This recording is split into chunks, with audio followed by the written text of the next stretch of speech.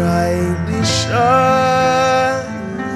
It is the night of our dear Savior's birth. One of the more remarkable movies I've seen is a film called Little Dorrit. It's based on a serial novel by Charles Dickens. And it's actually two films, and they're both very long. And the two films do not follow in sequence, telling the first and second half of a story. Rather, each film tells the whole story. It's the same film in essence, but from two different points of view. In the first version, you see the action from the point of the view of the hero of the story. Then in the second version, you see it from the eyes of the heroine of the story. It's the same story, but from different angles. A few of the scenes are identical, but in the second film, you come to understand many things that weren't really clear in the first film. And so it's like looking with two eyes instead of one. It enables the viewer to gain a sense of depth and perspective on the entire story. A similar thing happens with the story of the birth of Jesus. We have Luke's version and we have Matthew's version, and they are very different. We tend to put them all together and create our nativity scenes. But they each have their own points of view, and they each highlight various aspects of the story for their own theological purposes. So Luke's story is seen really through the eyes of Mary, while Matthew's is seen through the eyes of Joseph. The central fact, of course, of the story is the same, but Luke gives us a picture of a very young, excited Jewish girl who is excited about giving birth to God's Messiah, whereas Matthew shows us a more sober Joseph discovering that his betrothed wife is pregnant and the difficulties that lie ahead for them. And the only part where the two stories converge is when the angels say to both Joseph and Mary, "Be not afraid, be not afraid." Important words indeed for all of us who are followers of Christ.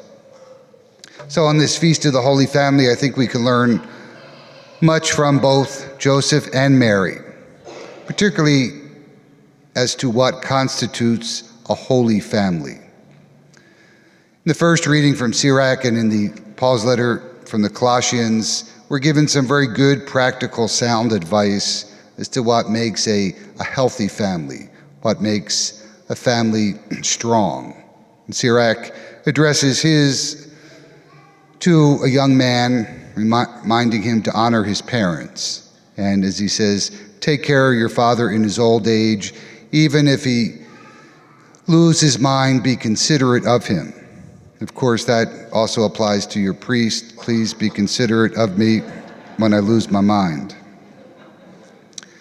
And Paul gives some very practical advice, telling us to love one another, to bear with one another, and to forgive one another. Any good secular psychologist will tell you they are great characteristics or qualities for any family that wishes to be healthy emotionally and psychologically. But they're not the things that make a family holy. And I think to do that, to understand what that is, we have to look closely at Joseph and at Mary. When we meet Joseph, he finds out that his betrothed wife is pregnant. And the angel tells him, do not be afraid to take Mary, your wife, into your home. And Joseph arises from the dream and he takes Mary into his home. And then after the visit of the Magi, he's warned again in a dream to take the child and his mother and flee to the land of Egypt. And again, Joseph arises, takes Mary and Jesus by night, and heads for Egypt. Joseph was, in other words, obedient to God. That word obedient is really two words that mean to listen well. Joseph listened well to the instructions, the directions that the angel gave him, and he followed them. In other words, he was being obedient to what God was asking of him. And I think what Joseph did was to situate his love for his family within the greater love of God. And Joseph, you may notice, is very much like his Old Testament namesake. He is the receiver and the interpreter of dreams. So in the first dream, the angel tells him to take Mary as his wife. And at this point, Joseph obviously had probably been through a lot. He was disappointed when he found out his betrothed wife was pregnant. As we hear, he decides to divorce her quietly. Probably endured people's gossip and talking behind his back. But afterwards, he has to make a very difficult trip to Bethlehem and make it with a wife who was 9 months expecting. And then when he gets there, he's humiliated because he can't find a proper place for the child to be born.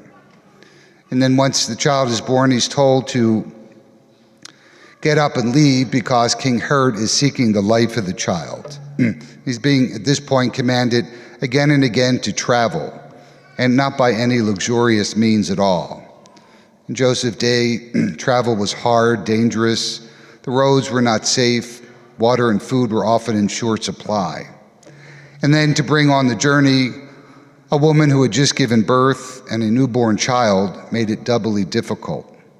Even today, if you travel with an infant, you know how challenging that can be. I recently saw a story of a young couple, their first child, and they were traveling by plane. They weren't so sure how the child would react to the air pressure and so forth.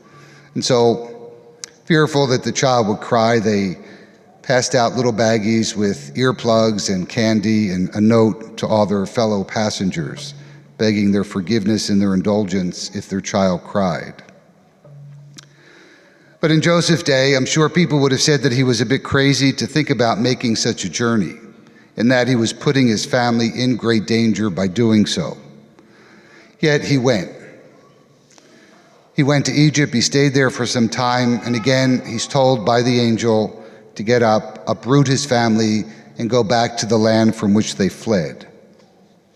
Again, from a psychological standpoint, the whole thing may seem a bit foolish.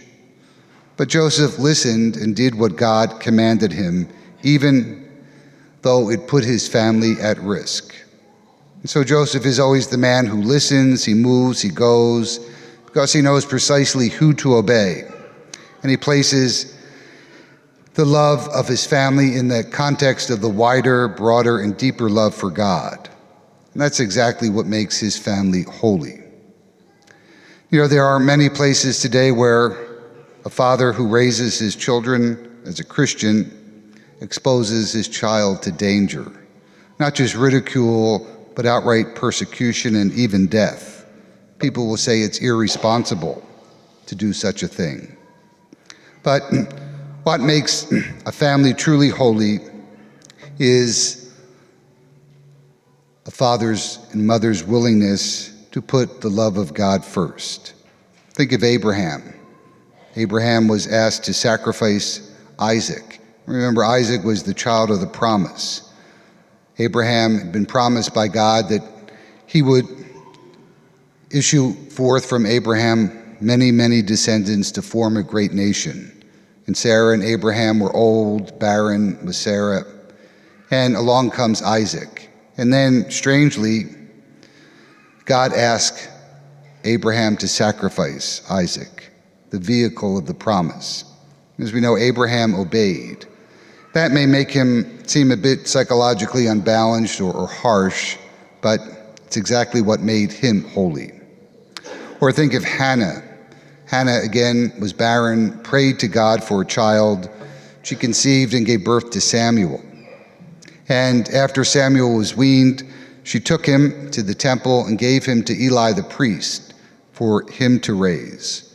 And I'm sure she loved her son. I'm sure she was attached to him, but she loved God first. And she realized that there were higher things of greater importance. And that ultimately was what made her holy. Then, of course, there's Mary. Mary lived in joyful expectation of God's promises. Promises that God would make whatever happened in her life work out in the best possible way. And so she was a woman of great hope. And she shared the dream of ancient Israel, the dream that one day what the prophets had said would all come true. One day Israel's God would do what he had said through Israel's ancient ancestors, that all nations would be blessed through Abraham's family. But of course, for that to happen, the powers that kept the world in slavery had to be toppled. Nobody would thank God if they were poor, hungry, enslaved, and miserable. So God would have to win a victory over the bullies, the power brokers, the forces of evil, which people like Mary knew all too well. Mary, like so many of the Jews of her time, searched the scriptures, soaked themselves in the Psalms and the prophetic writings, which spoke of mercy, hope, fulfillment, reversal, revolution, victory over evil, and God coming to Israel's rescue at last. And so Mary placed her trust that for her future and her people's future, God would fulfill his promises. But still, as we hear in the gospel this evening, she had to learn many things. A sword will pierce her heart, she's told. She'll lose Jesus for 3 days when he's 12, and she'll wonder whether he's gone mad at 30. And she'll mourn bitterly for 3 days after the execution of her son. But she will also experience the resurrection and Pentecost. She trusted. She trusted that the plan of her life, though at times uncertain, certainly confusing and difficult, would work out as God had promised. And she trusted that God would be faithful, and so she and her family are holy. And so we have Mary's trust and Joseph's obedience, the things that make for a truly holy family.